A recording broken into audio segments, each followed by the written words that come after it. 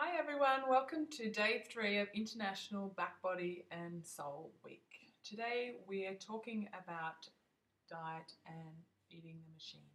Our body is, in my book, Back Body and Soul, I compare the body to a car and how we often look after our car better than we look after our body. We get regular tune-ups and, we put the best sort of fuel in and the best oil, etc. But do we do the same thing for our body? So I've got expert in Chinese medicine and nutrition, Dr. Carolina Gonzalez from The Nature of Balance, to come and talk to me about it. Because in my book, I go through various sort of diets that I've been exposed to, which are pretty interesting and out there in some regards. And, the conclusion that I've come to with regard to that and balancing your body weight. But Carolina's an expert in nutrition, so I thought I'd have a bit of a chat to her. How does diet play a part with your patients? Well, I guess that diet is a really, really important element of having a very healthy lifestyle and a healthy body. We in Chinese medicine, we believe in actually being in harmony with the seasons. So primarily, we will be encouraging, our families and our friends and our communities to actually eat what's in season. The closer it is, whatever it is that the earth is actually providing at that moment in time, is actually the most important thing for your body to be nurtured and nourished. So right now here in Melbourne, Australia, we're actually in summer. So all the beautiful fruits, all the summer fruits are actually available. We will be encouraging to have fresh foods, to be having salads and some cooked foods, some fresh berries. So basically just going into the markets and seeing what's available and eating from there. And you said your parents or your in-laws have their own Veggie patch. veggie patch. So we basically get, it gets cut that day. It's brought home, and we're actually eating the foods that have been grown on that day at the house. So it's actually really beautiful to be able to be that connected to Mother Nature, for us to be nurtured and nourished. Yeah, that's pretty amazing, pretty special. All right, so if you don't have your own veggie patch, but you can go down to the local markets, or you just can try and eat a little bit more raw food, or what I talk about in my book is just having more primary foods. So the less processed the food is, the better. It has more enzymes in it, and help can give you that more zing. In my book, I talk about getting your body mojo back, and I think food, is so important for that. It's just crucial because basically it's the building blocks to your energy systems, your cells. So you're trusting your intuition with regard to what you feel like you need to nourish your body.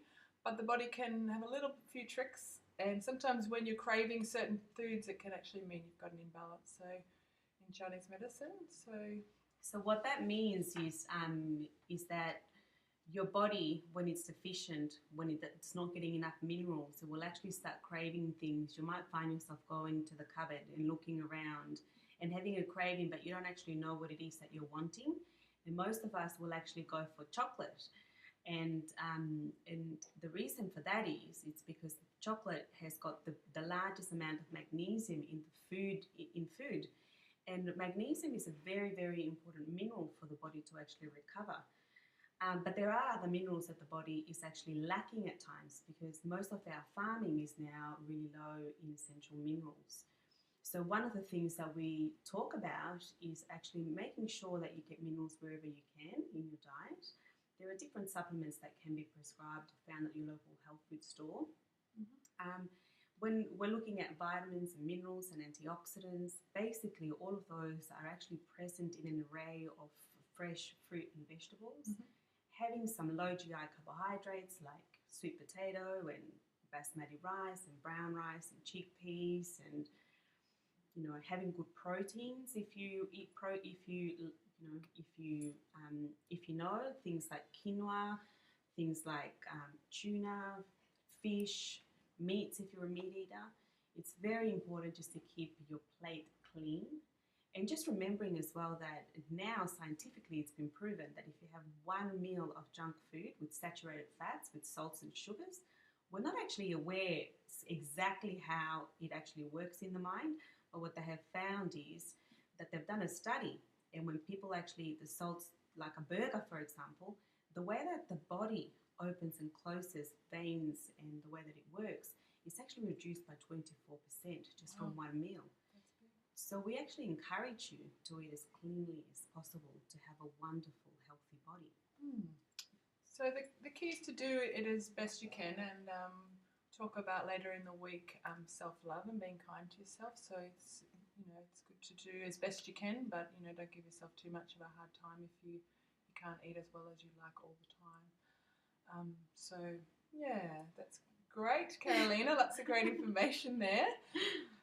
Your challenge for today and potentially the rest of the week is to try and cut out, all sugars and processed carbohydrates. So, grains and things that are made into bread or biscuits, those type of foods. Even, cutting down on, your pastas and maybe replacing that with rice. We've got a great rice paper roll recipe as well, which I might share with you during the day. So that's your challenge, and just to see how you feel physically and mentally, because it does make a big difference. And even though it's hard initially, if you stick with that, it can have pretty amazing sort of consequences, like positively with getting your mojo, your body mojo back. So thanks so much, Carolina, for sharing your wonderful wealth secrets with us today. It's my pleasure. Wishing you a wonderful journey into wellness, and thank you so much for your book, Carla Cleveland. You're welcome.